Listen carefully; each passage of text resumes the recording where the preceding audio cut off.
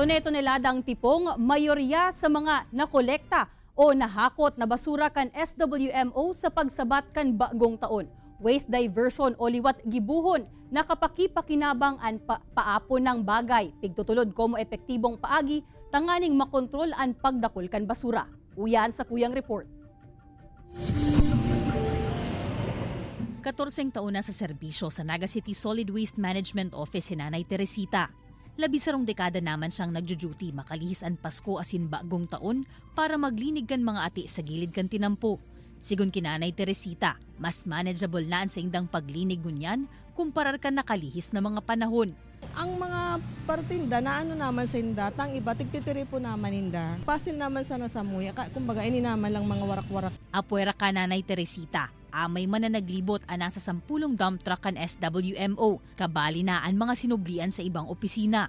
Nasa 200 na personahe man ang full force na naghakot kan mga basura, pun pa alas 2 nin maagahon.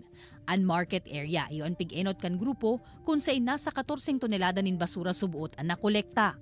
Sa tansya ni Engineer Joel Martin, mas dakulan mga basura sa pagsabat kan bagong taon kumparar kan Pasko. Sa tipong pasana, nasa 55 tonelada na subuotan sa indang nahakot pagkaaga. Asin posibleng mag-abot sa 200 hasta 300 tonelada ang gabos na makokolektang basura ngunya na bagong taon. Sa iling mi kay niyo, ang surunod po mayo lang ni mga restriksyon na. Mayo na si COVID, mayo na kung ano pa man. Baka po mas diretso na kitang halangkaw na mari ang generation kang basura.